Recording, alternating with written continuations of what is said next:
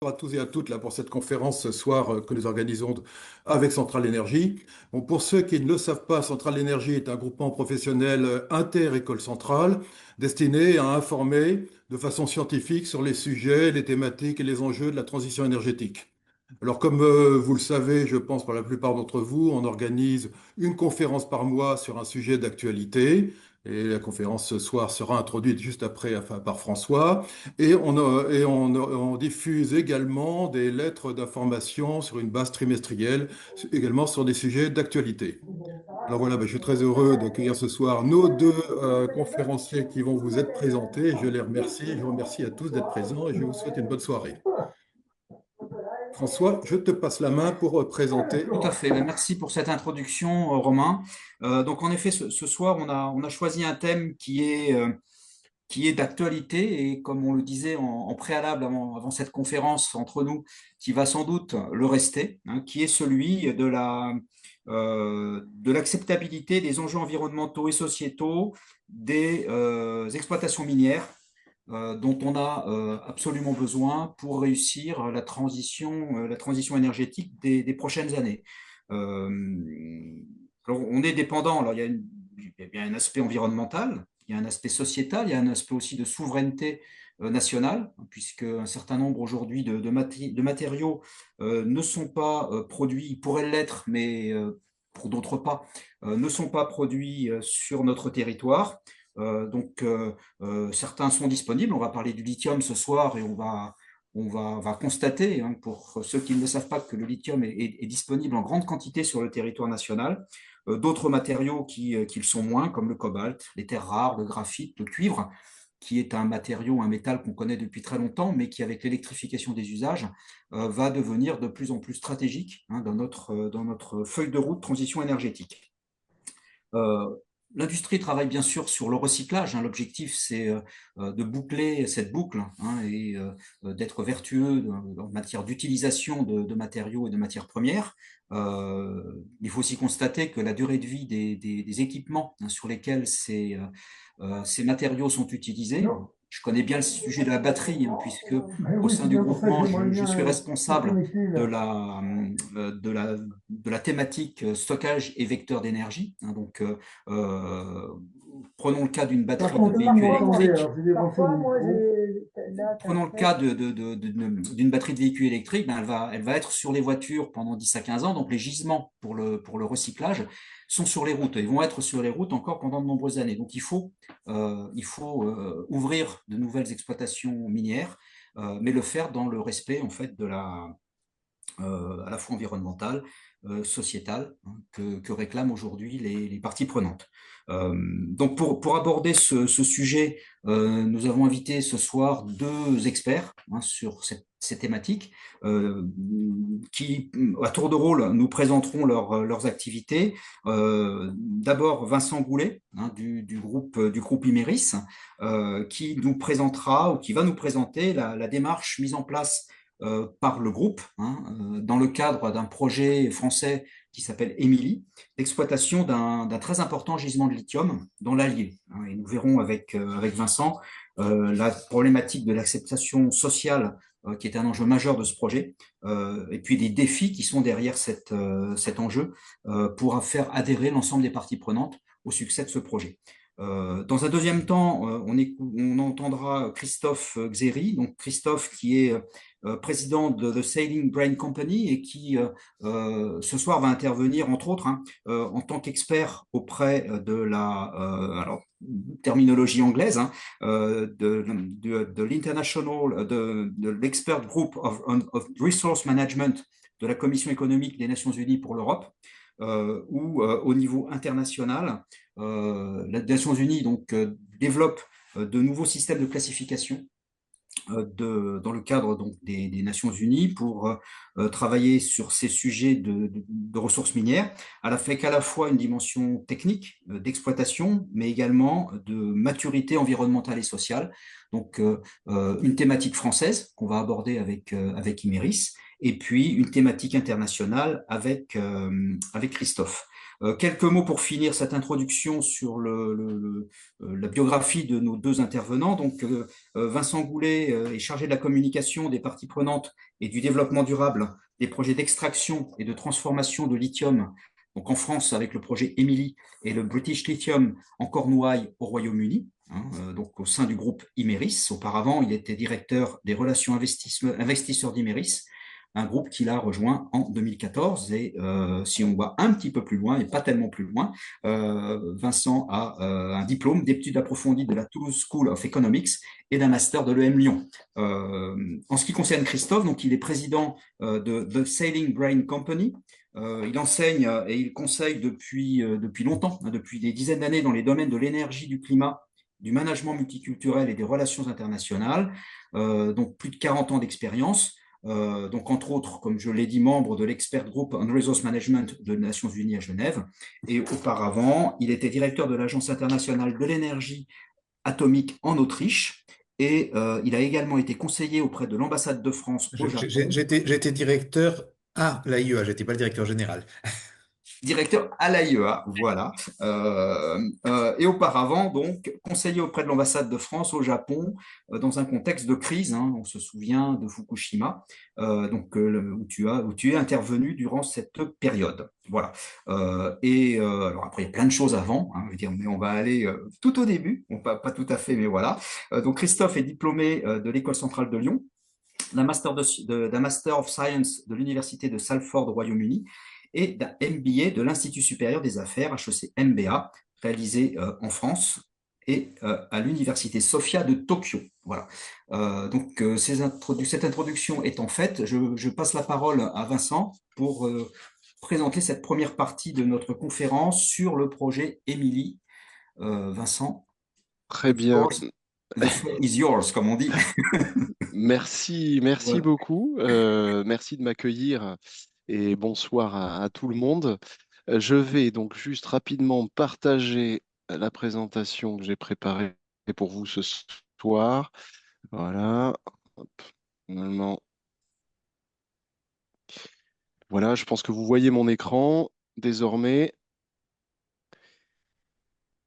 Et donc effectivement, je vais ce soir vous parler en fait de la façon dont on a géré les enjeux environnementaux et sociaux sur le projet Emily.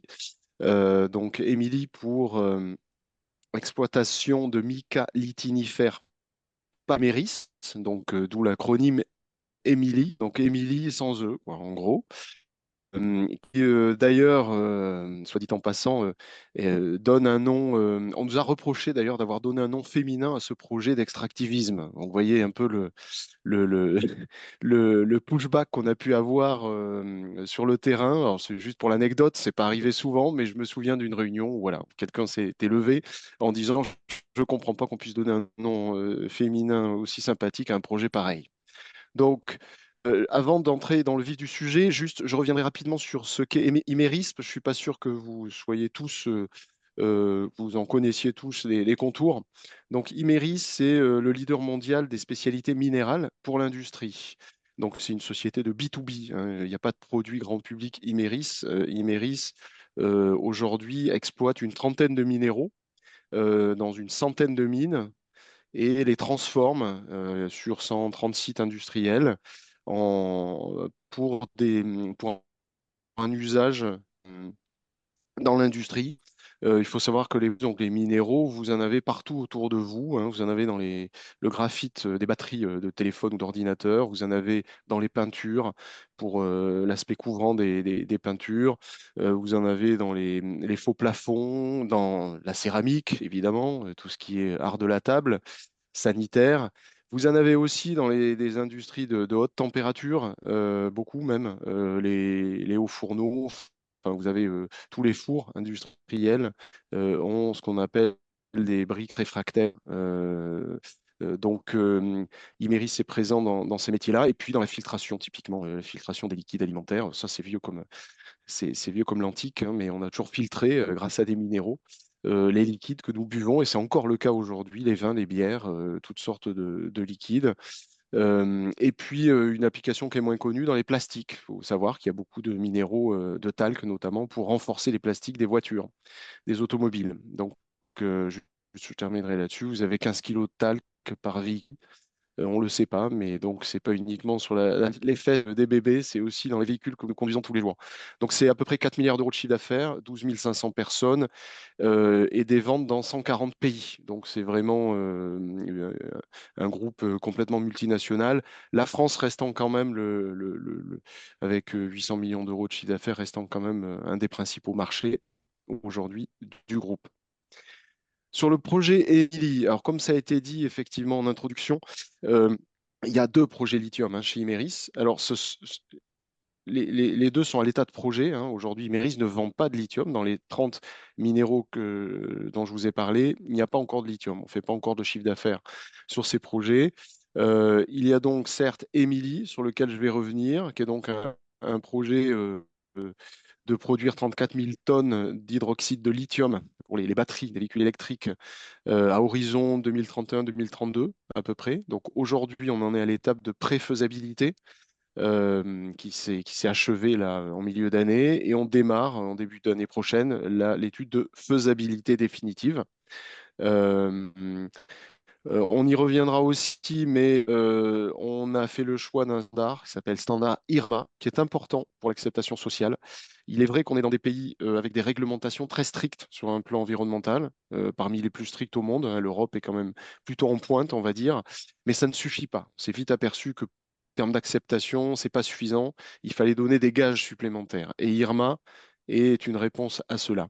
L'autre projet dont je parlerai pas ce soir, c'est British Lithium. Donc, c'est le petit cousin anglais il fait l'objectif, c'est 21 000 tonnes de carbonate de lithium, toujours pour l'industrie automobile. Je ne l'ai pas dit, donc là, on est sur l'étape de cadrage, donc on est une étape plus en amont hein, dans le projet, étude de cadrage qui est en train de se terminer alors on se parle là. Et ces deux projets au long cours, hein, puisque les durées d'exploitation, c'est au moins 50 ans pour Emily et on est sur plus de 30 ans pour British Lithium. Sur Emily, juste un point rapide pour vous présenter le projet quand même, ceux qui ne le connaîtraient pas. Projet intégré, ça c'est un point important, c'est-à-dire on ne se contente pas d'extraire le lithium à partir du gisement dont il a été fait, qui a été évoqué précédemment, qui est donc un gisement qu'elle se trouve du lithium en plein cœur de l'Allier. L'idée, c'est d'aller deux crans plus bas, c'est-à-dire on extrait, mais ensuite on fait une première séparation des minéraux pour récupérer le mica. Donc tout ça se fait près de la mine, à Beauvoir, donc qui est en plein cœur, enfin à la limite entre le Puy-de-Dôme et l'Allier, dans une région très rurale où c'est semi-montagneuse, on va le dire, comme ça, moyenne montagne. Et ensuite, on va jusqu'à le raffinage du lithium, c'est-à-dire étape supplémentaire, c'est-à-dire que ce concentré de mica, on va nous-mêmes le raffiner sur un autre site industriel qui est toujours dans l'Allier, à une cinquantaine de kilomètres, dans une zone industrielle, dans une friche industrielle adaptée. Ce qui fait que c'est une particularité du projet, c'est de ne pas se concentrer, de vendre ce concentré, se contenter, pardon, de vendre ce concentré à des acteurs qui en assuraient la transformation, c'est de le faire nous-mêmes. Tout ça dans l'idée d'avoir une chaîne d'approvisionnement en circuit court. L'objectif étant derrière tout ça de vendre cela, si possible, à des CAM, donc des producteurs de matériaux actifs pour cathodes, et qui, eux, ensuite approvisionnent les gigafactories du nord de la France. Donc, c'est arriver à construire une filière européenne, pas forcément complètement en France. Il faut savoir que les CAM aujourd'hui, il y en a plutôt en Pologne et en Hongrie, mais il y a des projets également en France. Donc, lorsque on verra le jour, il est fort probable qu'on trouvera un preneur également sur le territoire national. Vous avez un plan également sur les différents sites du projet. Finalement, en termes d'acceptation, ce qu'il faut retenir, c'est que c'est un projet, c'est plusieurs projets en un, en fait, hein, puisque c'est trois sites industriels en réalité. La mine et la concentration, qui est le premier, une station de chargement embranchée rail pour transférer le concentré de mica issu de la concentration vers l'usine de conversion à Montluçon. Donc tout cela se fait de 5 à 60 km. Mais il y a quand même une complexité logistique et d'accès social, puisque, encore une fois, vous n'avez pas un seul site qui rassemblerait toutes les activités, vous êtes obligé d'en gérer trois. En plus, comme on le verra, dans un environnement très différent, puisque Montluçon, là, pour le coup, on n'est plus du tout dans le cadre de la moyenne montagne, on est dans une zone industrialisée avec des problématiques très différentes. Mais on va y revenir. Également, un point qui sera important aussi, dans notre industrie, et vous le voyez, c'est le point 6, on a tout un aspect également de gestion des résidus, hein, qui est très important. Il faut savoir que pour produire une tonne d'hydroxyde de lithium, on a plus d'un million de tonnes qui vont être extraites de la mine, et on va voir derrière comment on la gère. Mais c'est une vraie problématique très importante de stockage des tailings dans l'industrie minière, et le lithium ne fait pas exception. Je vous donne juste un chiffre. Le gisement à partir duquel on extrait ce lithium, donc dans l'Allier, à Beauvoir, c'est le quatrième plus gros gisement au monde de roche dure, et il a une teneur de 1%.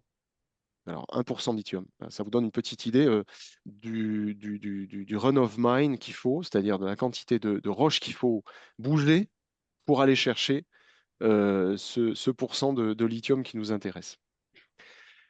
Les résultats de l'étude de préfaisabilité, donc sur Émilie, je ne vais pas rentrer dans le détail. Je viens de vous parler des caractéristiques du gisement, qui est donc dans les 5 plus gros, le quatrième plus exactement, et l'un des principaux en Europe. Le fait que aujourd'hui, techniquement, on sait produire du lithium, hydroxyde de lithium à partir du granit de Beauvoir. On l'a fait en laboratoire. L'ambition maintenant, c'est de le faire en pilote industriel et puis de le faire à grande échelle dans un deuxième temps. Les coûts d'exploitation tels qu'on les voit aujourd'hui positionnent le gisement plutôt bien par rapport à la courbe, deuxième quartile de la courbe des coûts, avec à peu près 7 euros la tonne de coûts cash. Donc c'est bien, mais en même temps, on est sur un prix du lithium à 10 euros aujourd'hui, 11 au dernier. Le gisement aujourd'hui, si les cours devaient à ce niveau-là, ne seraient pas rentables. Appeler un chat, c'est-à-dire qu'au-delà de ces 7 euros, il est nécessaire évidemment d'amortir un investissement important, puisqu'on parle de 1,8 milliard d'euros d'investissement pour un projet comme Émilie. Et encore, c'est le coût de l'instruction. Vous voyez, on pourrait être un peu au-delà de ce chiffre. Et enfin, et ce qui nous rend quand même confiant dans la suite, mais peut-être qu'on y reviendra dans les questions, on considère que, et toutes les prévisions le disent aujourd'hui, le prix d'équilibre à terme du lithium est probablement plutôt autour des 20 euros, ce qui rend là pour le coup le projet complètement rentable et intéressant d'un point de vue économique. Donc voilà, démarrage d'ici 2030, ça, je n'ai pas actualisé le slide, c'est au plus tôt en 2030, hein, désormais. Donc on en revient sur l'idée qu'on est sur des projets au long cours. Il faut savoir que les premiers permis exclusifs de recherche de lithium sur le site de Beauvoir datent. Donc je ne vous fais pas lorsque le projet sera lancé après 2030, on sera sur 15 ans à peu près, hein, de projet entre le premier sondage et le lancement des usines commerciales. Donc juste quelques images des vues d'artistes en fait, hein, de ce que pourrait être alors le premier site. Je ne l'ai pas dit, mais c'est sur un site existant de kaolin aujourd'hui, c'est-à-dire on ne part pas de zéro. Il faut savoir que la chance qu'on a et ce qui a probablement rendu possible ce projet, c'est que le gisement de granit, le granit qui contient le lithium, se trouve au-dessous, en fait, au droit d'une carrière de kaolin. Actuellement, c'est plutôt utilisé avec les batteries. Mais c'est un site qui fait vivre aujourd'hui 45 personnes, qui tourne depuis plus de 100 ans. Hein. Il faut savoir que c'est une zone qui a été longtemps minière, qui a été longtemps connue pour des mines de tungstène, les mines de Montmain juste à côté. Il y a les houillères de Saint-Éloi-les-Mines, d'ailleurs, c'est encore le nom de la ville, à 10 km de là. Donc il y a une une culture minière, mais qui s'est perdue. Il faut savoir que toutes ces mines se sont arrêtées dans les années 60. Donc la région, mis à part ce site kaolin, qui a perduré, n'a plus d'activité de ce type depuis très longtemps. L'idée, c'est quoi? Donc, c'est une surface de 40 hectares quand même, dans une zone plutôt boisée, plutôt naturelle, pour produire 330 000 tonnes de concentré de mica. Et c'est 300 emplois directs à peu près sur site qui viendraient s'ajouter donc aux 40 emplois dont je vous ai parlé tout à l'heure. Alors, on ne compte pas dans ce chiffre les emplois indirects, hein, les sous-traitants. Donc, typiquement, vous pourriez en avoir un peu plus si on inclut la sous-traitance. La station de chargement, donc qu'est-ce qu'on fait? C'est une fois qu'on a produit ce concentré de mica, on l'achemine à travers des canalisations souterraines sur 16 km jusqu'à une station de chargement ferroviaire qui nous permet ensuite de mettre ça sur des trains. On filtre, c'est sous forme de slurry, on le filtre ensuite, et sous forme de pâte, on le charge dans des trains. Et là, vous avez encore une vue d'artiste de ce à quoi pourrait ressembler cette partie-là du projet. Donc, c'est pas le principal investissement, mais il est important puisque dans notre dispositif, le rail est incontournable. Sans rail, on aurait du mal à déplacer 330 000 tonnes par an jusqu'à une usine de raffinage. Vous imaginez le nombre de camions que ça signifie en fait, hein. C'est plus de 100 camions par jour en fait, hein. Donc ça, on s'évite cette noria de camions en fonctionnant de la sorte. Arrive donc par train, le Concentrica arrive à Montluçon, au nord de Montluçon, à Saint-Victor, dans une zone industrielle.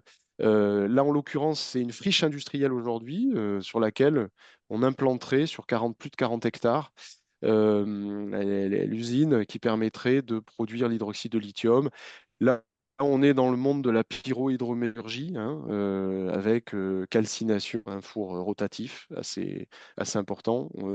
Ensuite, toute une étape de lixiviation et ensuite plusieurs étapes de purification pour finalement ben, ne retenir à la fin que le lithium qui nous intéresse.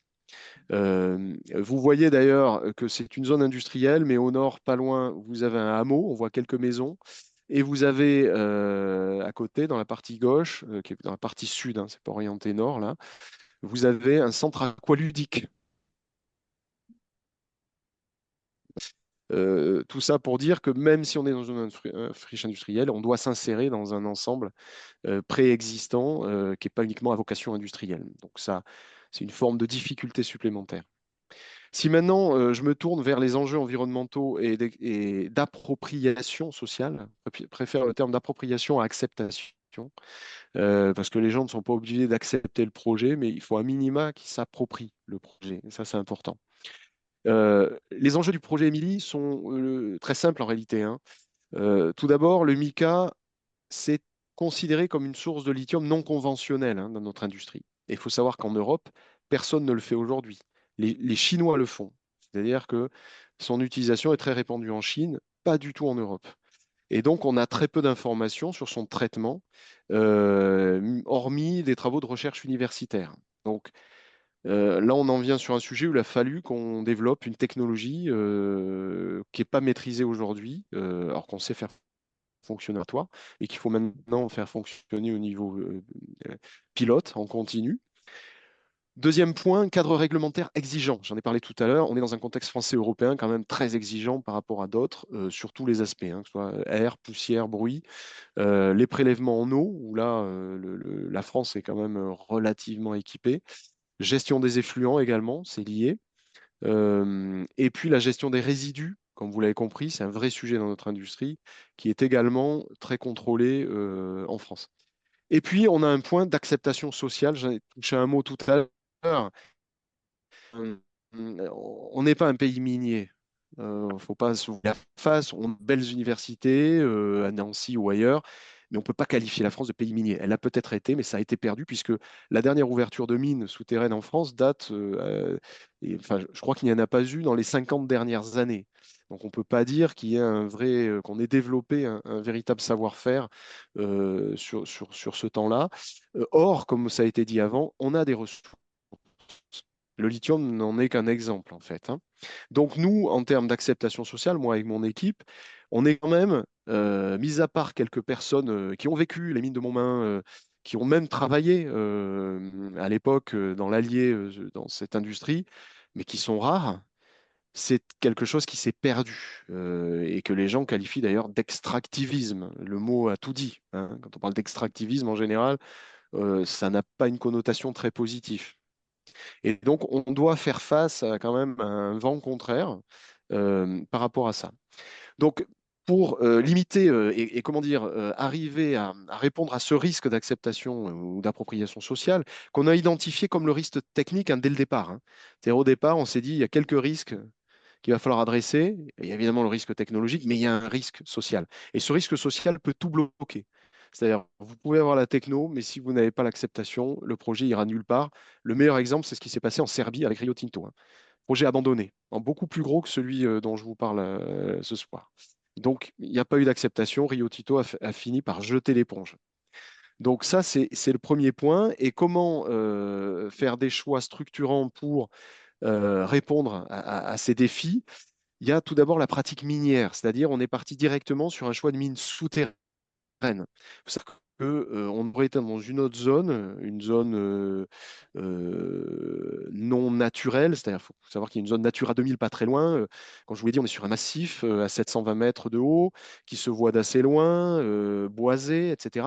Il était hors de question de faire une mine ouverte, à ciel ouvert. Il aurait fallu ouvrir le terrain et consommer du foncier de façon déraisonnable par rapport à ce qui était acceptable localement. Donc, choix d'emblée mine souterraine qui coûte quand même ouverte, hein. Faut le savoir, il y a un enjeu financier. Premier point. Deuxième point, le remblaiement des résidus. Donc on produit beaucoup de résidus, il faut bouger beaucoup de roches pour aller extraire ce fameux concentré de mica. Eh bien, on a fait le choix d'une exploitation souterraine par niveau sous-abattu et en progressif. C'est-à-dire créer des terrils et des verses énormes en surface. On a décidé de remblayer la moitié, finalement, de ce qu'on sort de la mine avant traitement pour extraire le concentré de mica. Donc, on a remblé, si vous voulez, avec une pâte cimentée pour assurer la solidité de la mine, la moitié. L'autre moitié part sur des verses en surface. On ne peut pas les éviter complètement. Pour une raison simple, c'est que vous avez le taux de foisonnement. Quand vous cassez des cailloux, vous pouvez pas les hein. Un Rubik's Cube, hein, une fois que vous l'avez démoli, en général, il tient plus, il tient plus dans son enveloppe initiale. Bon, c'est pareil avec la roche. On ne peut pas tout remblayer. Et on a besoin de pâte cimentée parce que on fait sous niveau abattu, ça veut dire vous démarrez en bas et vous exploitez de bas en haut la mine, en exploitant des chambres, les unes après les autres. Donc ça, c'est des choses qui existent. Il y a des milliers de mines hein, comme ça au Canada ou ailleurs dans le monde, c'est très connu. En France, on ne connaît pas parce que, encore une fois, ça s'est perdu, mais c'est quelque chose qui a fait ses preuves. Et donc, autre sujet, pas de résidus, pas de boue, hein, pas de, vous avez tout le monde en tête les boues rouges, les barrages qui cèdent au Brésil et tout ça. Nous, on n'a pas de boue en fait, hein. Ce sont des résidus secs qu'on sort. Voilà. De la mine. C'est un point important qu'on a bien faire. Juste pour aller un peu plus loin sur ces flux de résidus. Donc, vous avez des stériles tout d'abord. Donc, je vous rappelle, 34 000 tonnes d'hydroxyde de lithium. Vous avez 44 000 tonnes de stériles. Alors, il n'y en a pas beaucoup parce qu'une mine souterraine, par définition, vous avez on aurait beaucoup plus si on avait fait une mine à ciel ouvert. Mais surtout, vous allez avoir 1,3 million de tonnes par an, bien sûr, de résidus de concentration. C'est ce dont je vous parlais tout à l'heure. C'est ce qui va nous servir en partie à remblayer les chambres d'extraction avec un mélange et une pâte cimentée. Et on va reboucher les vides de fouille, la fosse des anciennes carrières de kaolin, d'accord, qui ont été exploitées depuis longtemps. Ben, on va les réutiliser pour remblayer petit à petit ce qui ne nous intéresse pas dans le granit. Et puis, pour finir, aussi des résidus de conversion sur l'usine de conversion à Montluçon. C'est-à-dire vous avez 500 000 tonnes par an de résidus. Alors, ce sont des résidus non dangereux, je le précise tout de suite, notamment de lixiviation. Et c'est des résidus qui sont pour certains non inertes quand même, donc qui nécessitent un stockage particulier, mais qui est assez répandu et qui pose pas de problème technique en soi. Mais il va falloir leur trouver un exutoire, puisqu'on ne va pas les stocker sur place, évidemment, sur la zone industrielle de Laloux que je vous ai montré tout à l'heure. Ils ont vocation à partir par train aussi, sur un site, une ancienne carrière qui pourrait les accueillir une fois qu'on aura fait tout ce qu'il faut pour gérer, pour les gérer. Et puis, alors je ne l'ai pas cité, mais c'est les quatre lignes du bas. Il faut savoir que pour faire 34 000 tonnes d'hydroxyde de lithium, on a beaucoup de coproduits en fait, et même beaucoup plus en tonnage, c'est-à-dire le chlorure de sodium qui peut être régiment des routes, typiquement, carbonate de calcium qui peut intéresser dans la construction certains acteurs, et puis sulfate de potassium ou syngénite qui, eux, peuvent être utilisés dans les comme fertilisants, hein, l'industrie des engrais. Donc finalement, derrière ce projet se cache aussi un certain nombre de coproduits qu'il faut gérer également, même si en termes de valeur, évidemment, ils sont sans comparaison avec le lithium qui sera de loin la principale source de revenus du site. Les choix structurants, donc le transport, j'en ai parlé déjà, donc le choix dès le départ de faire un transport par rail et canalisation, vous l'avez compris.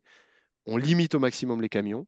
Alors on les exclut pas complètement, puisqu'il y a des réagents ou des réactifs et des produits qui vont arriver par camion et des clients qu'on va livrer par camion, évidemment. Mais finalement, quand on fait le calcul, on est à 80% de logistique tout compris, intrant, extrant, etc. Ce qui est quand même assez significatif dans le dispositif actuel. Et donc, les canalisations souterraines, enterrées, évidemment, hein. Pas de canalisation en surface, puisqu'on est quand même dans une zone avec des forêts. Il s'agit de préserver, évidemment, l'environnement, les paysages, la diversité au maximum. Les émissions CO2 qui sont un sujet très important également. Alors celui-là vient plutôt de nos clients, nos futurs clients, qui sont eux-mêmes engagés, toute la filière batterie et même automobile, hein, qui est engagée dans des réductions de CO2 assez drastiques.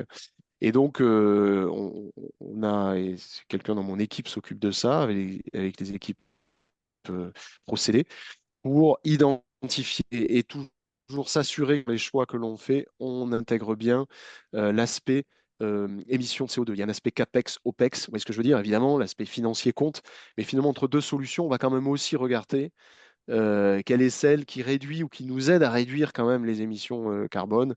Donc, je vous en ai listé quelques-unes sur ce slide qui vont d'ailleurs au-delà de ce dont je vais parler, hein, flotte minière électrique, évidemment, le transport vous avez tout ce qui est efficacité énergétique et des procédés. Il y a beaucoup de choses qui peuvent être faites.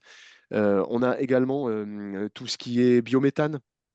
Hein, on a besoin de gaz parce que la calcination, on ne peut pas la faire en électrique, parce qu'aujourd'hui, vous n'avez pas de four rotatif électrique aussi gros que celui dont on a besoin.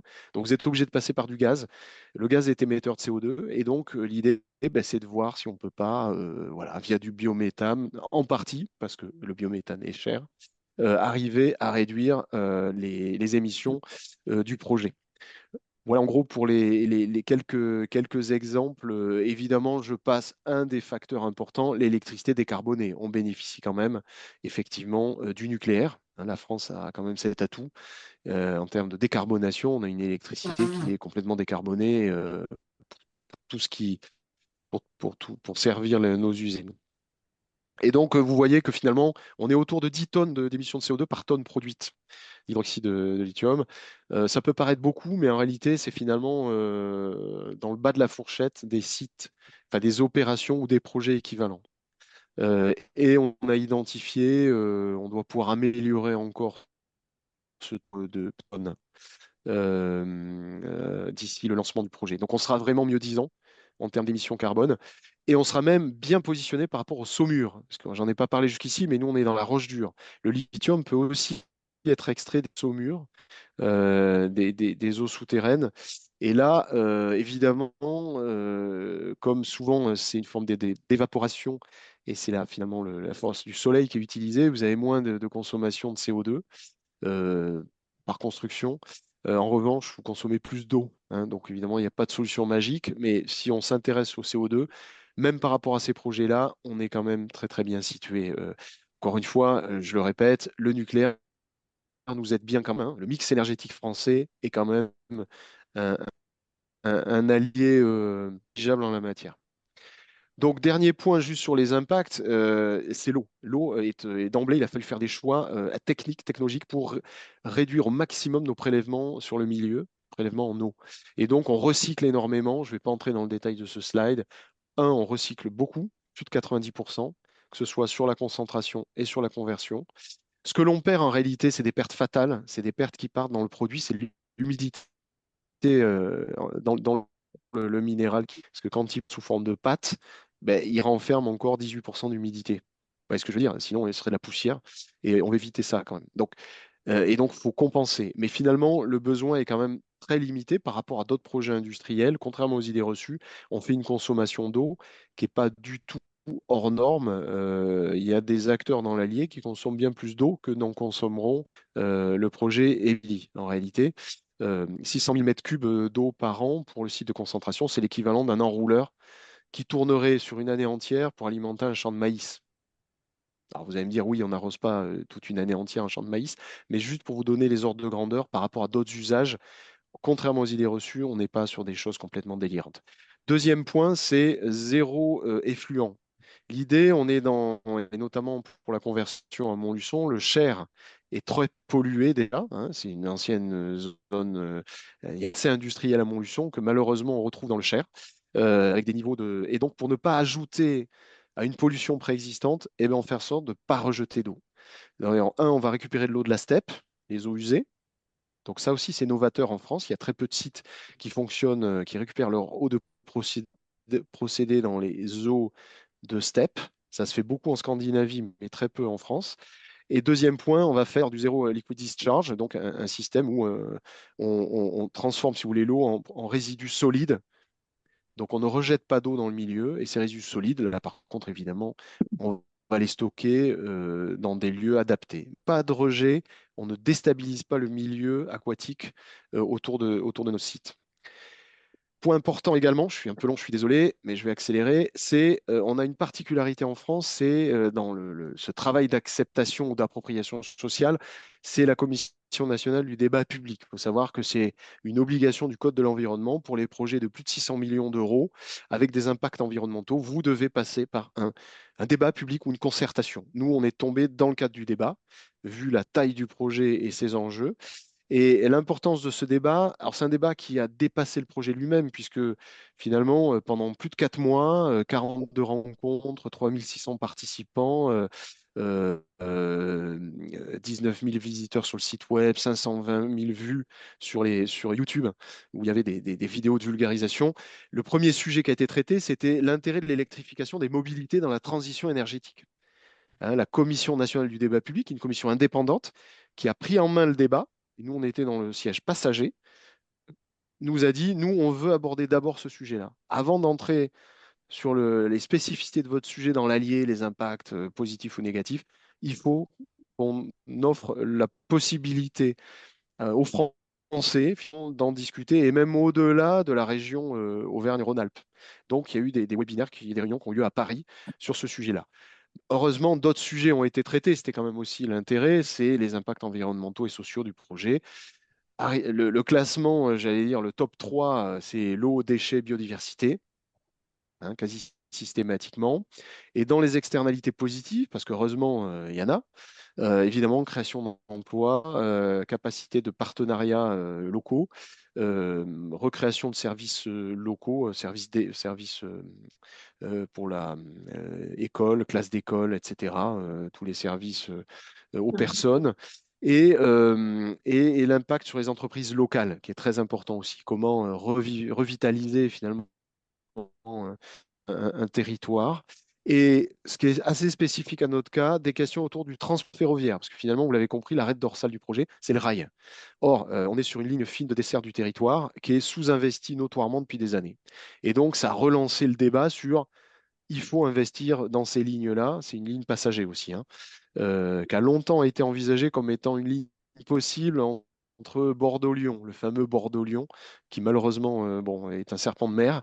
Et ben, il y avait un tronçon qui nous intéresse entre Montluçon et Gannat, dans l'Allier, sous-investi, c'est-à-dire avec besoin d'investissement 100 millions d'euros, hein, pour refaire 50 kilomètres de ligne. Et ça, évidemment, c'est pas Imerys de le porter, c'est au collé à l'État et à la région. Et donc, voilà, ça a entraîné un débat là-dessus. Donc, les enseignements, ils sont très positifs. Ce débat nous a permis de poser, en fait, le projet, de remettre la mine, finalement, au centre, au cœur du sujet. C'était oublié depuis longtemps, hein. Finalement, on était très content de se satisfaire de ce qui vient de l'étranger. Et là, ça a permis de, bon, bah, peut-être de purger certaines craintes. Ça les a pas complètement réglées, hein. Je vous mentirais si je vous disais ça. Et puis, ça nous, plus prosaïquement, ça nous a permis de valider des choix techniques dont je vous ai parlé juste avant, hein. Mines souterraines, la localisation des diverses installations, le recyclage de l'eau. Heureusement qu'on avait fait ces choix en amont, parce que sinon, on aurait eu de vraies difficultés à faire passer le projet qui finalement a recueilli une majorité de soutien. L'opposition existe, elle existera encore et toujours. On ne se fait pas d'illusions. Elle est active, mais les acteurs du territoire, eux, sont plutôt évidemment favorables à ce projet. Donc, on a une équipe dédiée en place, 4 personnes. On a mis en place des instances de participation et de concertation. C'est des comités de suivi de site, en fait. On leur a donné un autre nom. On a un site dédié, une lettre d'information diffusée à 43 000 exemplaires.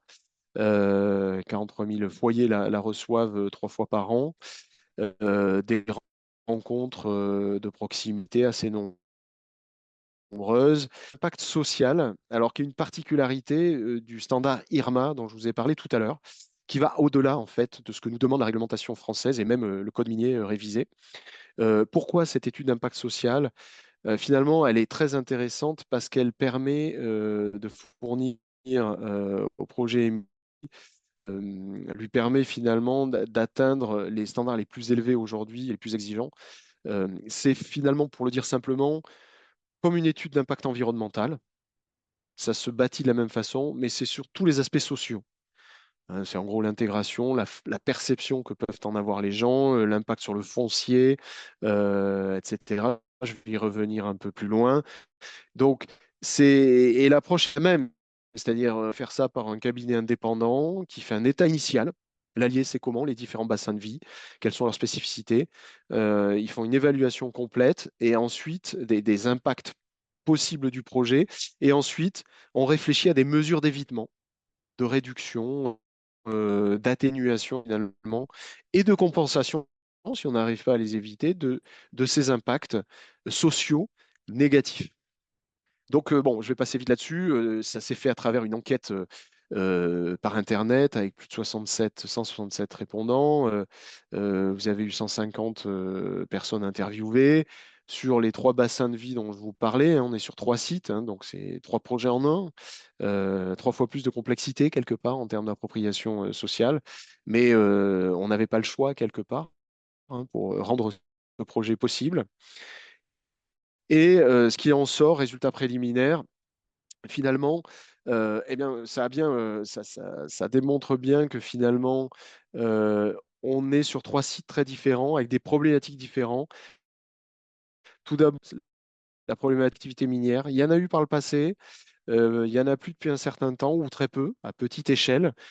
Donc, il y a finalement une acceptation qui est assez bonne quand même, de redynamisation du territoire, de développement des communes, de création d'emplois, voire même de tourisme, nouvelle clientèle potentielle pour la zone, avec quand même des préoccupations sur l'eau, la dégradation de la forêt des Colettes, qui est une forêt juste à côté, perçue encore une fois, hein. Je veux dire, on ne va pas empiéter sur la forêt des Colettes, mais la perception est celle-là. Et puis diverses nuisances, les camions qui font des allers-revenus avec le site, l'intégration paysagère qui peut être un autre sujet. La plateforme de chargement, alors là, on n'est pas sur la moyenne montagne, on est sur des zones agricoles, dans la plaine, où là, la problématique, c'est une problématique finalement de perte de foncier agricole, hein, très clairement, et de nuisances aussi. Alors même si on s'est collé à l'autoroute A71, bon, ça aux nuisances existantes. Et puis l'enjeu de l'eau qui est quand même évidemment transverse. En impact positif, vous avez la fiscalité. Une commune qui est toute petite, la simple station de chargement lui permettrait de doubler, voire tripler son budget municipal. Donc c'est significatif. Et la rénovation ferroviaire qui pourrait bénéficier aussi aux passagers, plus de transport passager, donc redynamiser un peu la liaison Montluçon-Clermont-Ferrand, par exemple. Et enfin, pour finir, l'usine de conversion. Là, on est dans une problématique très différente. On est dans une zone industrielle, on est sur une friche industrielle, des anciennes pistes d'essai de Dunlop qui ont été abandonnées il y a 40 ans. Et donc là, bah, vous avez plutôt des impacts de perte de valeur immobilière à proximité, nuisance et augmentation du trafic, hein, puisque même si on va essayer de fonctionner avec peu de camions, il y aura quand même 80 camions au jour hein, sur ce site-là, bon, qui est directement branché sur des voies rapides, hein, des autoroutes, hein, donc c'est pas non plus très compliqué, mais néanmoins, ça vient s'ajouter à l'existant. Et donc voilà en gros ce qui ressort des, rés- des résultats préliminaires de cette étude qui vont maintenant permettre de mettre en place toutes les mesures d'atténuation possibles en co-construction, j'allais dire, avec les parties prenantes. Donc voilà, en gros, ce que je voulais vous dire, j'ai probablement mangé un peu plus que de mon temps, mais je crois qu'il était important que vous ayez la vision d'ensemble, en gros, des aspects stratégiques, hein, on s'inscrit vraiment dans la transition énergétique, mais derrière, il y a beaucoup d'enjeux environnementaux et sociaux très significatifs qui peuvent même être parfois bloquants, comme on l'a vu dans d'autres pays en Europe, les déchets, l'eau, la biodive. Et puis ensuite, les enjeux d'innovation technique pour justement répondre à ces enjeux. Ce n'est pas que du dialogue, c'est aussi des choix technologiques, des choix techniques qui sont importants. Et enfin, qui évolue sans cesse, et ça va dans le bon sens, mais pas suffisamment pour finalement aux parties prenantes. Et donc tous les standards sectoriels comme IRMA ou vous avez l'ICMM, il y a d'autres standards hein, qui existent, sont les bienvenus et sont même presque un prérequis à notre avis pour l'appropriation des projets tels que celui d'Émilie. Voilà en gros ce que je voulais vous présenter ce soir. Merci beaucoup, Vincent, pour cette présentation très complète, très intéressante. Ce que je propose à nos participants, c'est de poser leurs questions sur le lien que vous avez dans le chat, hein, Web Speak Up hein, donc de Zoom, et on y répondra en fin de conférence. Je propose tout de suite de passer la parole à Christophe Xeri qui va compléter et élargir ce champ hein, par une vision internationale, puisqu'on va parler de ce qui se passe actuellement au niveau des Nations Unies à Genève, discussion dans lesquelles Christophe est expert. Christophe, je te laisse la parole et bonne présentation. Merci beaucoup. Bon, j'irai à l'essentiel. Vous verrez que la présentation est en anglais puisqu'effectivement, on est dans un contexte international. Le point de départ, c'était de se rendre compte au niveau des Nations Unies et des gens qui travaillaient sur cet aspect des ressources au sens large, que la classification géologique, c'était bien, mais ça ne prenait pas en compte d'autres aspects qui permettaient de mettre une mine ou un champ de pétrole en exploitation. Et la deuxième chose, c'était de se rendre compte qu'effectivement, pour que, on puisse mettre une mine en exploitation, il y avait un aspect géologique, un aspect de faisabilité technique, et puis un aspect de gestion, de bonne gestion de l'environnement et des relations sociales. Alors, qu'est-ce qui se passe là? Alors, je ne sais pas pourquoi, ça ne veut pas passer mes slides. Je vais départager, repartager, puis on va voir Si ça si ça remarche marche mieux. tout à l'heure, donc Tout à l'heure, ça marchait bien. Alors, un bon signe. je vais essayer de faire autrement. Je vais essayer de repartir à zéro. Diaporama, s'il vous plaît. Qu'est-ce qui se passe? Bon, voilà, là, ça marche. Bon, je passe sur mon expérience, ça a été dit. Alors, pourquoi on en parle aussi beaucoup aujourd'hui? C'est qu'on s'est quand même rendu compte que quand on parlait des énergies renouvelables et qu'on a l'impression que tout était gratuit, qu'on avait besoin de rien, En fait, c'est pas tout à fait ça, puisque pour attraper le soleil ou pour attraper le vent, on a quand même besoin de minéraux, puisqu'on a besoin de construire des éoliennes, on a besoin de construire des panneaux solaires.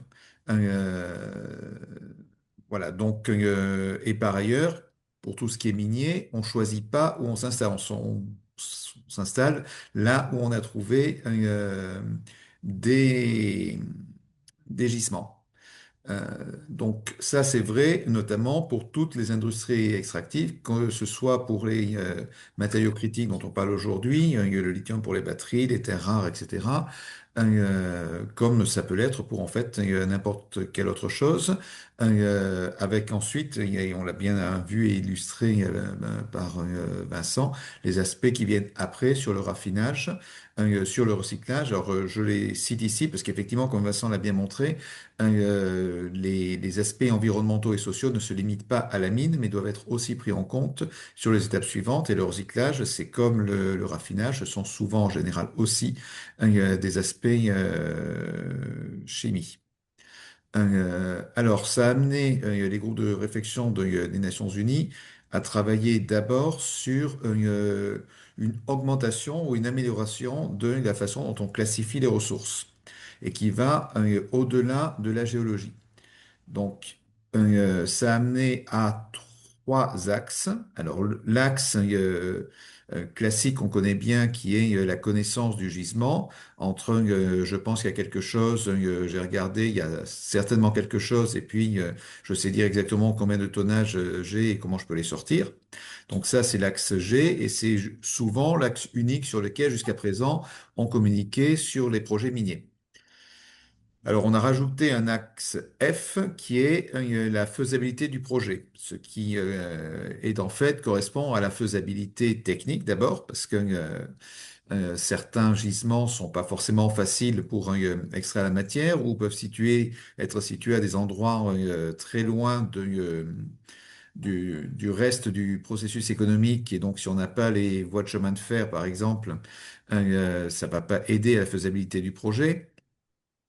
Et puis les aspects technico-économiques, hein, on a vu tout à l'heure que le prix du lithium d'équilibre à moyen et long terme est quand même un paramètre important pour prendre une décision d'investissement.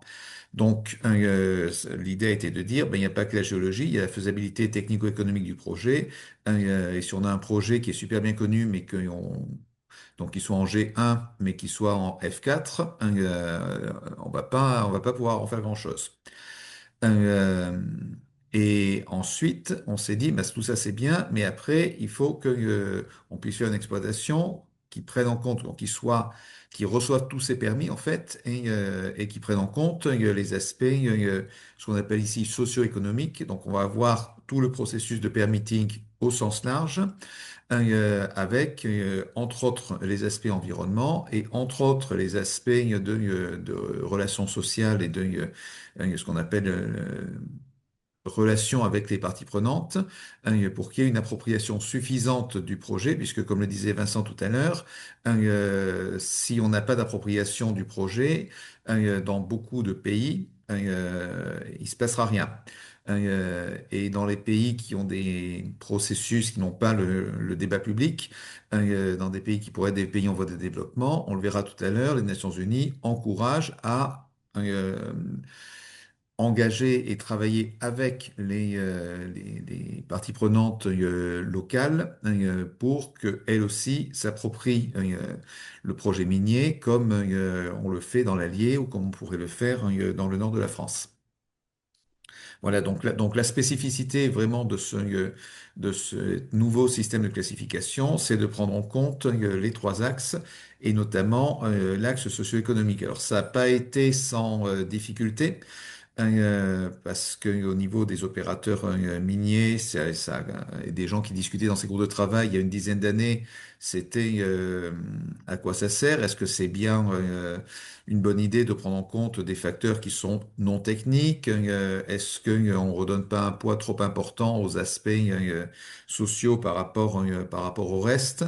Mais finalement, de réunion en réunion et d'année en année, l'idée que effectivement c'était quand même quelque chose d'important pour pouvoir caractériser son son gisement. Et là aussi, en tant qu'État, pour pouvoir savoir si, quand il parle de ses ressources minières, il a quelque chose qui va lui rapporter une production et de la fiscalité rapidement ou pas, et pour les investisseurs également. Donc, c'est pour ça qu'on a mis ça en place pour donner une meilleure visibilité aussi aux investisseurs et avoir une meilleure idée du time to market d'un gisement minier. Donc ça permet d'avoir une vision d'ensemble. On a fait en sorte que la définition de ces axes-là soit compatible avec les systèmes de classification existants, et c'est extrêmement important de rester bien aligné avec ça parce que c'est ce qui est connu de tous les acteurs, mais derrière de tous les investisseurs. Donc, si on leur dit pas la même chose sur cet aspect-là, ça va pas aider. Qu'on leur dise des choses en plus, c'est bien, mais qu'on leur dise des choses différentes sur ce qu'ils connaissent déjà, notamment sur l'axe logique, ça aurait pas été bien.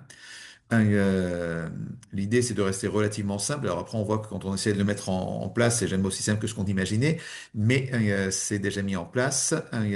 Et puis, ça aide justement à la communication d'ensemble. L'un des endroits qui est un peu pionnier pour le mettre en place, c'est la Cornouaille. Alors, peut-être sur le projet lithium, mais je sais que sur d'autres projets, notamment de tungstène, euh, les personnes enfin les acteurs de Cornouailles qui sont impliqués ont mis en œuvre ce nouveau système de classification et tous les ans, depuis 3 4 ans, ben, nous parlent de ce qui posait pas de problème, des difficultés d'interprétation. Et donc là, sur la dernière communication qu'ils nous ont fait, ils étaient satisfaits, ils avaient levé les points d'interrogation et ils pouvaient aider d'autres projets à faire de même, et notamment les projets en Scandinavie, non pas parce que les Scandinaves soient plus ou moins mauvais que les autres, mais qu'en Scandinavie, on trouve aussi beaucoup de gisements, et notamment de gisements de matériaux dits critiques rentrant sur la transition digitale, la transition énergétique. Alors, tel que le système est fait, bon, il y a une emphase qui est mise aussi sur la capacité de recyclage après.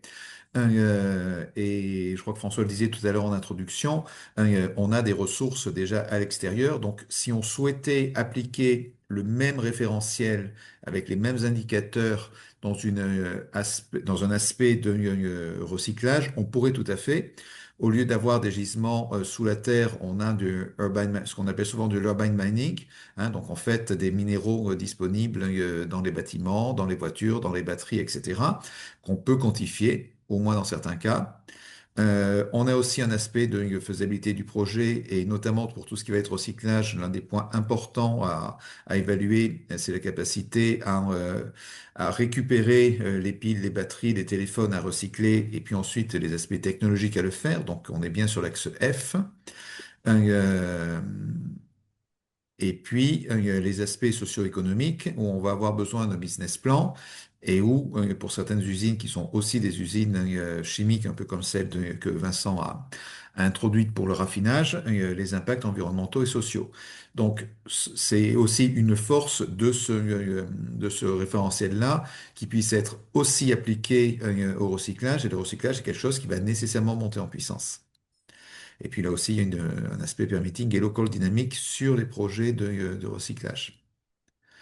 Alors, à côté de ce qui est une classification, donc vous allez prendre votre projet et vous allez le passer à la moulinette des 3 indicateurs, les Nations Unies ont aussi travaillé sur ce qu'on appelle un système de gestion des ressources, Resource Management System, euh, qui est plutôt ce qu'on attendrait de l'industrie minière en termes de bonnes pratiques. Alors, bon, les Nations Unies, c'est pas un régulateur, donc c'est pas une loi qui s'impose et puis des amendes si vous faites pas, mais c'est quand même une vision partagée au niveau de l'ensemble des pays, puisque les Nations Unies, c'est la quasi-totalité de la planète, sur une définition de ce qu'est des bonnes pratiques et ce vers quoi il faut aller. Et vous verrez qu'il y en a pour un peu tout le monde. Donc il y a les aspects acceptance au sens large qui ont qui ont amené à réfléchir à ce sujet.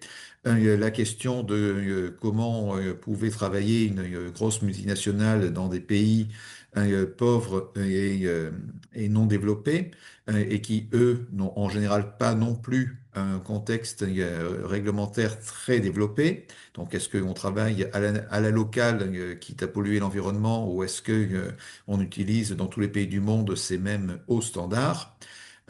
Et puis, la même question aussi qui se posait sur les attentes que vont avoir les utilisateurs des minéraux en termes de supply chain, et qui s'intéresse aussi à des aspects comme les conditions de travail, les human rights quand on parle du travail des enfants, ou le cobalt qui peut être utilisé pour financer une guerre dans certains pays.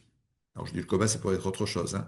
Et tout ça est évidemment regardé très attentivement par les gouvernements, par la société civile et par les investisseurs. D'où l'intérêt de pouvoir travailler aussi bien que possible. Et donc là, c'est un extrait d'une publication de très haut niveau des Nations Unies, où j'ai surligné le point suivant, qui est consacré aux matériaux critiques, hein. La coopération globale et la coordination entre les pays, les industries et les parties prenantes sont fondamentales pour assurer une production, alors développement durable, on va dire, et responsable, et la même chose pour le recyclage. Donc c'est ça qui nous amène à la définition de UNRMS. Alors je relis pas ce qui a écrit, je pense que vous arrivez à le lire et le comprendre. L'idée étant que donc, UNRMS a été conçu pour être un système volontaire qui peut être utilisé par les gouvernements, l'industrie, les investisseurs et la société civile, avec une notion aussi d'approche intégrée. Alors, tout le monde aime bien être innovatif, donc on va garder le innovatisme, mais ce qui est surtout important, c'est cette approche intégrée et cet alignement explicite avec les principes du développement durable et les 18 grands ou 19 grands Sustainable Development Goals. Et une méthodologie, bon, puisque quand on va définir des objectifs, on va essayer de définir aussi ce qu'on attend par là et quels sont donner des exemples sur comment on peut les atteindre.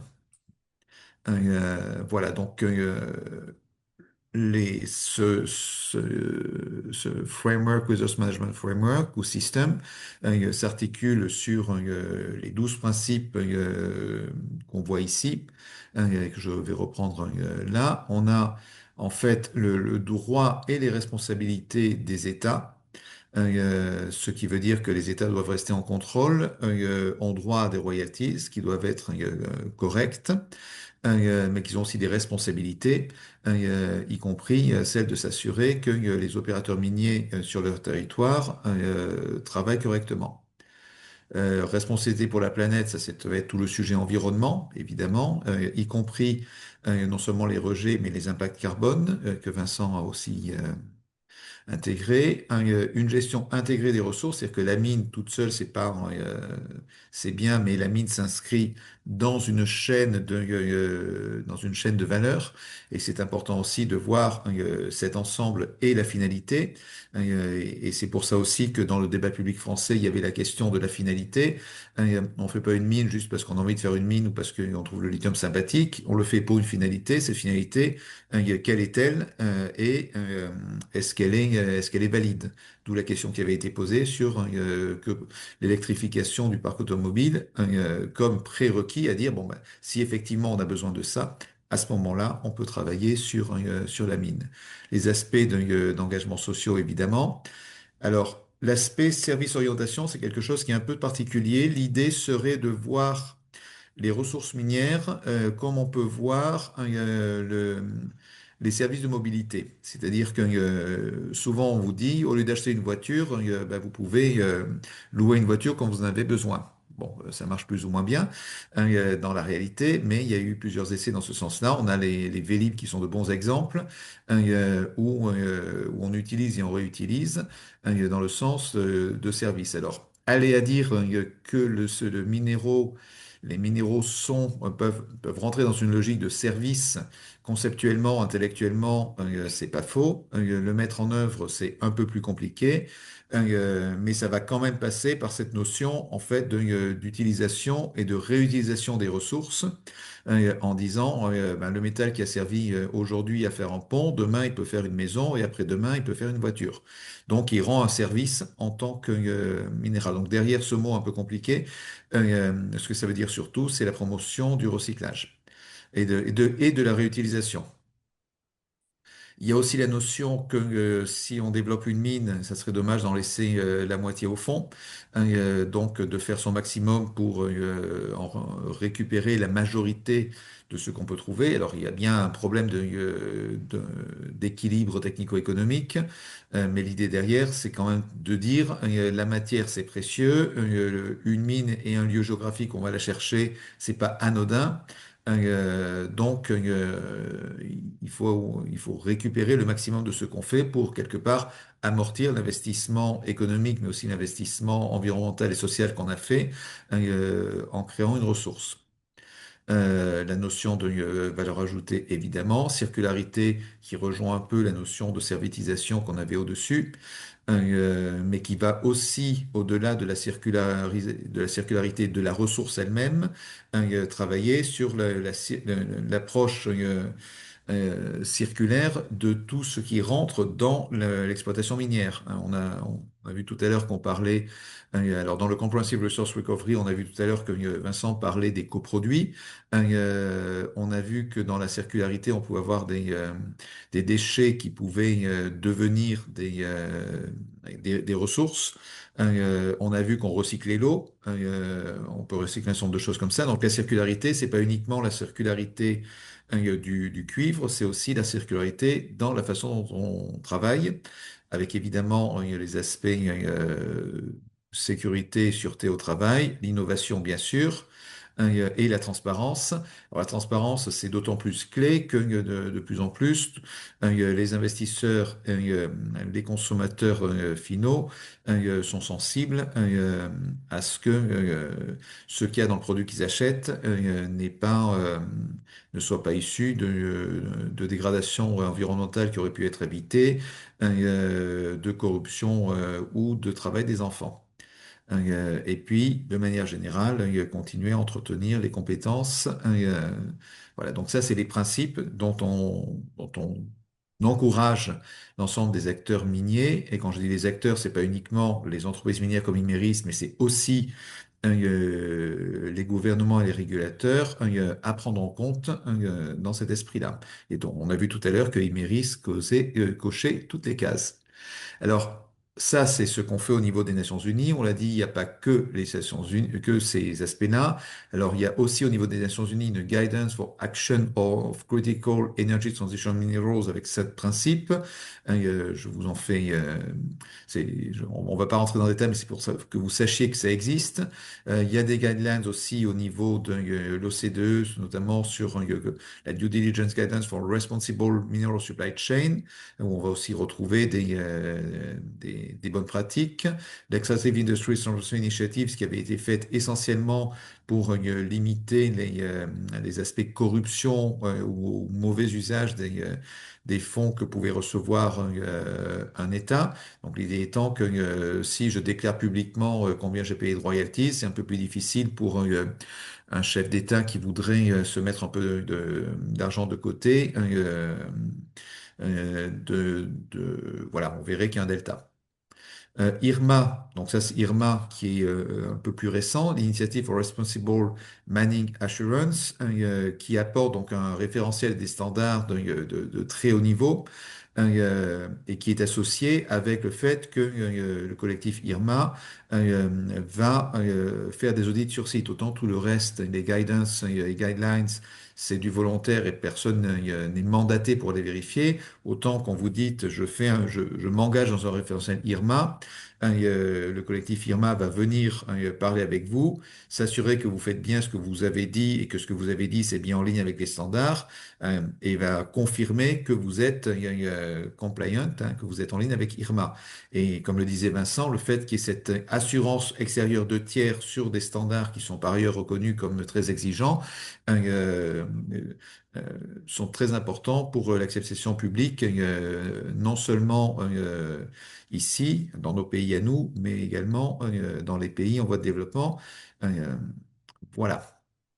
Euh, voilà, donc c'est ce que je viens de dire sur IRMA, je n'y reviens pas. Autre point sur lesquels travaillent les Nations Unies, ils ne sont pas les seuls, mais c'est quand même aussi un point qui devient de plus important, c'est les aspects de traçabilité. Donc, on voit arriver les Digital Product Passport. Et un Digital Product Passport, ça commence par un Digital Material Passport, si je puis dire, avec les matériaux, leur origine, les credentials qui peuvent aller avec. La mine est accréditée IRMA. Là, le gouvernement a donné son accord sur l'étude d'impact environnemental. Des choses qui vont aller en complément du produit lui-même et la description du produit, qui vont donner des informations sur les conditions dans lesquelles il a été fait, et un protocole qui est en train d'être développé, qui est un protocole de Transparency Protocol, pour que cette information soit prise en compte et échangée de manière internationale. Donc l'idée, c'est pas d'avoir une Xème plateforme, il y a suffisamment de plateformes comme ça, mais un protocole d'interopérabilité, de sorte que, au fil, on a pris l'exemple non plus de la mine, mais du textile, hein, pour que l'information qui aura été validée et enregistrée au niveau du producteur de coton en Amérique du Sud, soit bien intégré avec ceux qui vont faire le fil en Chine, puis ceux qui vont fabriquer en Inde, et puis ceux qui vont finalement faire le t-shirt. Et donc, l'idée, c'est qu'on ait quelque chose de compatible, hein, pour que celui qui a fait son coton va dire d'où il vient, ce qu'il a dedans, quelle fibre il a, et éventuellement qu'il a été agréé agriculture verte dans son pays, et ainsi de suite. Donc, il y a un aspect transparence. Avec le, le Digital Product Passport, on a des informations. Il y a un aspect de traçabilité, puisque à travers ce protocole, on saura les différentes étapes qu'ont suivi les différentes matières et composants pour arriver à faire un produit. Et puis l'aspect justement trust, ce qui va être les accréditations. Donc, si je suis, par exemple, si je prends Imeris, on va avoir un équivalent de Digital Product Passport qui va décrire la matière qui a été extraite avec ce qu'on appelle ici les Sustainability Claims en termes je réponds aux exigences réglementaires sur l'environnement, etc. L'aspect traçabilité, ça va être finalement que quand on va passer de la mine à la concentration, de la concentration au raffinage, on va pouvoir suivre ces choses-là. Et de l'autre côté, pour soutenir la déclaration Je suis durable, on peut avoir IRMA qui va donner confirmation que donc IRMA rentrerait de certificat, peut émettre un certificat digital de conformité de la mine ou du projet Emily au standard IRMA. Voilà, et le tout pouvant être dans un monde pur et parfait, accessible à travers un code barre sur n'importe quel produit. Voilà, c'est ça que je voulais essentiellement introduire. Alors le UNFC devient maintenant obligatoire au niveau de la Commission européenne. Il a été inclus dans le dernier Critical Raw Materials Act. La même chose au niveau de l'Asie du Sud-Est. Hein, donc c'est quelque chose, c'est une approche qui maintenant est réellement mise en œuvre. C'est pas que du blabla. Le protocole ENTP, ça prend un peu plus de temps. Et puis, donc, NRMS, c'est du volontaire. Donc, on espère que beaucoup, comme Imeris, feront, feront bonne œuvre et utiliseront ces bonnes approches. Voilà, j'espère que j'ai pas été trop Si, long. non, non, pas du tout. Merci beaucoup, Christophe, pour cette présentation. Euh, on a un certain nombre de questions. Je voulais juste, avant qu'on passe, mais tu viens de l'indiquer, en fait. En effet, au niveau européen, je connais mieux le sujet des batteries et la déclinaison ou peut-être l'anticipation, je ne sais pas dans quel sens ça s'est fait, par le règlement batterie donc, qui est en train de se mettre en place progressivement par secteur d'activité tiré par ce qui se passe dans le monde du véhicule électrique, mais qui en effet traite tous ces sujets, et en particulier, parce que c'est un point très sensible, le sujet comment dire, de l'impact environnemental et sociétal sur l'ensemble de la chaîne de valeur, à commencer par les matières premières, avec une responsabilité forte de la part des acteurs, donc des metteurs sur le marché, donc quelque part des fabricants de batteries, sur le fait qu'ils doivent s'assurer que, et c'est une obligation réglementaire en Europe, de la de la voilà du caractère soutenable et à la fois au niveau environnemental, au niveau sociétal. Donc c'est des choses qui sont en train de se mettre en place. Les constructeurs automobiles, les fabricants de batteries pour constructeurs automobiles sont les premiers touchés. Mais les choses se mettent en place. Et en effet, le caractère obligatoire, même en Europe, ça ne se passe pas nécessairement de façon, comment dire, enthousiaste, parce que ce sont des contraintes. Tu as cité le passeport, ce qu'on appelle nous le passeport batterie, qui sera porté sur un QR code. Ben, ça pose plein de questions et des exigences à la fois techniques à mettre en place. Donc, ce sont des coûts qui ne sont pas nécessairement financés d'ailleurs par les pouvoirs publics, et d'ailleurs qui ne le sont pas, ce qui pose un autre problème. Mais en tout cas, voilà, la mécanique Et est qui en pose un marche. problème, et qui pose un problème complémentaire dans les pays en voie de développement qui n'ont pas Et toujours les moyens financiers de se mettre en conformité. absolument, c'était. Alors, je vais pas prendre la parole à la place de nos participants, mais j'avais une question en effet sur le coût-bénéfice en fait de ces réglementations qui sont pour partie, comment dire, fortement souhaitées, mais pas nécessairement obligatoires. Comment les États, en particulier dans les États on va dire, producteurs des pays du Sud, voient en fait l'équilibre entre le coût et le bénéfice. Mais je ne sais pas. Alors, peut-être on ne va pas répondre tout de suite à cette question parce qu'on a énormément de questions qui sont arrivées sur le chat. Donc, je ne voudrais pas prendre non plus la parole. Je vais donc sur Speak Up, où vous pouvez poser vos questions et continuer à poser vos questions ou noter les questions qui vous intéressent et qui, comme ça, remontent en fait dans la liste des questions qu'on pourra poser à nos intervenants. Donc, je les ai sous les yeux, je les lis. Voilà, les batteries au sel sont au stade industriel. Quelle est l'incidence sur le besoin de lithium? Alors, effectivement, les batteries sodium sont une alternative intéressante. Alors, elles ont des caractéristiques qui les rendent peut-être pas aussi efficaces que le lithium pour les véhicules légers, pour la mobilité. Euh, oui, le sodium-ion va prendre une part du marché, mais très clairement, de par ses caractéristiques chimiques, en gros, pour la faire simple, si vous aviez une batterie sodium dans votre voiture, la batterie serait 3 fois plus lourde qu'aujourd'hui. D'accord? Donc un véhicule qui fait 1,5 tonne aujourd'hui, quand vous savez que la batterie fait probablement 500 à 600 kilos, votre véhicule il ferait 2,5 tonnes. Donc c'est clairement pas acceptable pour des véhicules légers. En revanche, le sodium a un avantage sur le lithium, c'est qu'il est plus facile. Enfin, sa disponibilité est bien plus grande, même si encore le lithium n'est pas le composant, le métal le plus rare en réalité. Ce qui est compliqué, c'est souvent ce qui a été dit par Christophe tout à l'heure, c'est aller le chercher de façon économique. Parce que du lithium, il y en a beaucoup, beaucoup en fait. Mais économique, il y en a moins. Voilà. Pour ajouter à ce propos-là sur les batteries sodium-ion, qui en effet, on a une belle filière française qui est en train de se développer sur la base de brevets de technologie française. Aujourd'hui, les premiers marchés d'application, compte tenu de cette densité d'énergie qui est moins bonne que celle du lithium et qui est nettement moins bonne que celle du lithium, seraient ou sont des applications qu'on appelle stationnaires, en particulier pour la gestion des énergies renouvelables et également pour remplacer d'autres systèmes de stockage d'énergie dans les data centers, dont on parle beaucoup, on parle d'intelligence artificielle, etc.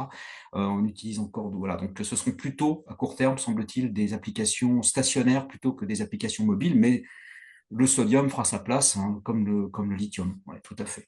Euh, Merci Vincent pour cette réponse. Une autre question, alors attendez, j'ai perdu mon écran, donc j'y reviens. Euh, Également, bravo pour avoir fait les choix techniques qui réduisent les impacts environnementaux du projet en amont. Donc, je pense qu'on parle du projet Émilie, pour qu'il reçoive moins de commentaires négatifs et qu'il ne soit pas bloqué. Y a-t-il eu des changements après les périodes de consultation publique? Oui, il y en a eu un notamment qui démontre justement que le dialogue fonctionne et qu'on peut arriver à des choses intéressantes. C'est la localisation de la station de chargement dont je vous ai parlé. C'est-à-dire qu'au débat, elle devait être 1,5 km plus au nord, toujours le long de la 71. Simplement, elle était à 400 mètres d'un hameau de l'autre côté de l'autoroute. Un collectif s'était monté en disant c'est pas acceptable, on a votre usine, vos entrepôts sous nos fenêtres et on n'en veut pas. Et du coup, on a réfléchi à une alternative. Et il s'est avéré que la faisabilité technique et sociale environnementale de cette alternative était tout à fait pertinente. Et donc, on a opté, on a changé, on a fait évoluer le projet suite au débat public. Donc, il y a plein de petites choses comme ça, hein, et ça va continuer, hein. Le dialogue fait qu'on va continuer. Alors, peut-être pas des choses aussi emblématiques que déplacer un site, hein. Là, on est quand même sur un point important, mais il y a d'autres choses qui peuvent évoluer à la marge suite aux échanges qu'on a avec les parties prenantes. Autre question, toujours pour Vincent, sur le débit du Cher, dont on a parlé. En utilisant les eaux de la steppe, c'est un débit dont sera privé le Cher. Quelle incidence est-ce que cette solution a ou aurait sur l'étiage Alors, sur l'étiage, on parle de 2%. D'accord. 2% à l'étiage, donc c'est vraiment tout petit, et c'est un millième en moyen, en débit moyen. Donc, et effectivement, l'idée, c'est de récupérer, on représenterait à peu près 10% de la steppe en eau que nous, on récupérerait et qu'on ne rejette pas derrière. Mais bon, voilà, on parle de 2%. D'accord. Donc, faible. Ouais. Euh, Question suivante, toujours pour Vincent. Quelle couverture des besoins nationaux en lithium couvre-t-on avec cette mine? Bah, Faudra-t-il ouvrir de nouvelles mines en France ou à l'étranger pour les besoins français et européens? Alors, première réponse, il faut savoir que 34 000 tonnes d'hydroxyde de lithium, ça permet de les batteries pour 650 000 à 700 000 véhicules par an. Donc, si vous considérez que la production française, alors après tout est théorique, hein, aujourd'hui en thermique, elle est de 1,5 million, bah, vous servez à peu près la moitié. Après, tout dépend de la taille des véhicules, évidemment, hein. Je pense que je vous donne des fourchettes parce qu'il n'y a pas de chiffre précis. Mais je dirais la moitié des approches français. Donc, c'est significatif. Et le deuxième point sur est-ce qu'il faudrait d'autres mines en Europe, bah, il y a d'autres projets. C'est ça qui est Mm. bien. C'est-à-dire, vous avez en République tchèque, vous en avez au Portugal, vous en avez en Allemagne, donc au Royaume-Uni par rapport à British Lithium. Euh, donc, je pense que, en tout cas, pour le lithium, l'Europe sera en mesure d'assurer peut-être pas l'intégralité de ses besoins, mais une bonne partie, Mm, mm. Et puis des projets avec d'autres sources également en France, hein, je crois bien qu'on l'a sûr. cité dans la présentation. Je pense en particulier en Alsace, Oui, en en gé- géothermal, oui, tout à fait, bien sûr. l'eau géothermale. Et en Allemagne, d'ailleurs, c'est la géothermie aussi. Enfin, c'est des saumures, hein, côté Mm, mm, mm, mm, Vulcan. Mais bon, voilà. Enfin, les deux technos, vous avez plein de technos, mais qui, l'Europe, en tout cas, a les moyens sur ce métal-là, hein. Après, c'est pas le cas sur tous les métaux. Enfin, typiquement, le cobalt, c'est plus compliqué. mm, Mais le lithium, clairement, on a la possibilité de s'intégrer largement au niveau européen. mm, mm. Question suivante, je surveille l'heure également. Oui. Quelle sera la rentabilité prévue? Alors, tu l'as un peu évoqué, hein. Quelles Mm. industries achèteront le lithium produit si ces industries jettent elles-mêmes l'éponge face à la concurrence chinoise? Ça va peut-être pas se produire, ça. Mais en Alors, tout cas, voilà, rentabilité. la Rentabilité. rentabilité, je ne vais pas vous donner un chiffre précis, mais il faut que vous sachiez qu'un groupe industriel bien sur ses pattes, en général, il va exiger un taux de retour sur investissement supérieur au coût de ses financements. Et aujourd'hui, un groupe industriel, les coûts du financement, comme Imerys, c'est au moins 10%. C'est-à-dire, en gros, il faut que votre investissement vous rapporte Au moins ça, et je dirais au-delà, parce qu'en réalité, il faut que vous couvriez aussi une forme de risque. Donc, je ne vous donnerai pas de chiffres, mais il faut que ça rapporte entre 10 et 15 et 20% de taux de rendement chaque année, d'accord, sur un projet comme ça, pour que on fasse le chèque, en fait, hein, que on fasse la dépense. Après, sur les industries, oui, il y a concurrence chinoise, mais en réalité, ce qui va se passer, c'est que c'est les Chinois qui vont venir produire en Europe. C'est-à-dire, CATL on sera bientôt à sa troisième gigafactory en Europe. C'est le leader mondial des batteries, hein, chinois. Et donc, il est en train d'investir en Europe. Donc, en réalité, et en respectant les lois européennes, en faisant bosser des gens en Europe. Donc, au fond, le vrai sujet, c'est pas tant le sujet de la nationalité finalement, c'est s'assurer que c'est fait dans un cadre que l'on connaît, cadre européen, et que les retombées positives soient européennes. Donc, notre lithium trouvera preneur en Europe, on n'a aucun doute là-dessus, hein. Alors, je suis pas en train de dire qu'il y aura que des gigafactories chinoises, mais c'est juste pour vous dire que, en réalité, le marché étant en Europe, les acteurs vont progressivement venir s'implanter en Europe tout au long de la chaîne pour servir ce marché-là. Le marché, d'ailleurs, le justifie. Quand vous avez 450 millions de personnes, bon, et je ne sais pas combien ça fait de voitures chaque année, c'est significatif. Pour compléter, hein, si on parle des batteries et du règlement européen, l'objectif est d'une part, bon, c'est par secteur et par gradation d'exigence, hein, croissante. Dans un premier temps, uniquement déclaratif, hein, par exemple empreinte carbone ou utilisation de matériaux recyclés, ou donc dans un deuxième temps, une classification donc, pour permettre à la chaîne, et en particulier aux consommateurs, un petit peu comme ce qu'on fait dans l'électroménager aujourd'hui, hein, de dire, ben voilà, cette batterie, et donc ce véhicule électrique, il est plus ou moins impactant sur l'environnement, hein, A, B, C, D, E, F. Mm. Et dans un troisième temps, à un peu plus long terme, mais c'est prévu en fait dans la feuille de route de la réglementation, une interdiction de commercialiser en Europe des véhicules et des batteries qui auront un impact environnemental qui sera jugé insuffisant par rapport aux exigences du marché européen. Donc on ira, hein, quand on parle des Chinois, etc. L'objectif, c'est par le biais en fait de réglementation environnementale d'empêcher la mise sur le marché de produits qui ne seraient pas respectueux et socialement, parce qu'on a parlé de la due diligence, hein, et également en termes environnemental et de récupération, donc de boucler la boucle, hein, d'économie circulaire de la batterie. Donc, ce n'est pas simplement, je veux dire, de définir des règles, c'est aussi de les appliquer avec à un moment, un coup près qui tombera, de dire ces produits-là ne sont plus acceptés sur le marché européen. Question, et là on va être obligé de raccourcir, mais la question juste ensuite, c'était, tu parlais en fait de la rentabilité, subventions publiques qui ont été reçues dans le cadre de ce projet, si ce sont des informations qui sont Alors, oui, diffusables. oui, oui, à ce stade, via France 2030, enfin France Relance d'abord, puis France 2030, je crois qu'on en est à 22 millions d'euros pour le développement des pilotes, hein, donc toute la partie développement procédé, pilote de laboratoire, etc. On est à 22 millions. Alors évidemment, c'est beaucoup et peu à la fois. Ça permet de lancer quand même les choses. Après, c'est peu pour la taille du projet. Il y aura probablement d'autres subventions. Il y a déjà une chose qui a été annoncée par l'ancien ministre de l'Industrie, Marc Ferracci, c'était 200 millions d'euros de crédit d'impôt à l'industrie verte. Mais bon, un crédit d'impôt, il faut générer du bénéfice pour bénéficier d'un crédit d'impôt. Donc à ça, probablement, s'ajouteront des subventions. On est en train de regarder au niveau français et européen d'ailleurs. Mais là, des projets comme ça, faut pas rêver, hein. Les subventions vont représenter entre 10 et 20% de la taille d'un projet. Ça va rarement au-delà, hein. Vous voyez ce que je veux dire?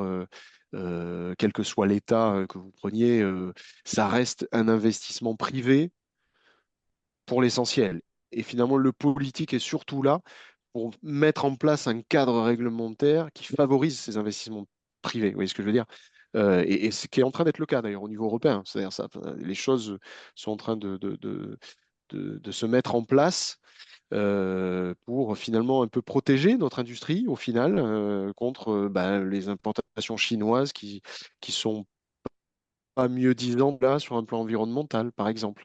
Mm, Donc bon, tout ça est en train de se mettre en place et c'est de bon augure pour la suite. très bien. Bien, merci pour pour ces réponses. On a d'autres questions, mais je pense que le temps passe et on est tous, on a tous d'autres obligations. C'est clair. Merci beaucoup, merci à Christophe, merci à Vincent pour pour ce témoignage et ces informations en fait qui nous ont été communiquées. D'un point de vue pratique, donc je parle sous le contrôle de Guy, qui j'espère nous entend à nouveau. La conférence de ce soir a été enregistrée et si vous en êtes d'accord, messieurs, hein, donc sera mise disponible sur le site de Centrale Énergie pour les personnes qui souhaiteraient revoir en fait les échanges de ce soir et approfondir des choses qu'on aurait parce que beaucoup de richesse en fait hein, dans ce qui a été communiqué, qui souhaiteraient approfondir ce qu'on a dit ce soir. Est-ce que tu le confirmes, Guy, si tu nous entends? Peut-être que Guy ne nous entend pas. Non, je pense qu'il ne nous entend pas. Enfin voilà, enfin, c'est comme ça. Bon, voilà, Ok. voilà. Écoutez, merci beaucoup pour cette soirée passée ensemble. Est-ce que Romain, tu veux conclure cette conférence?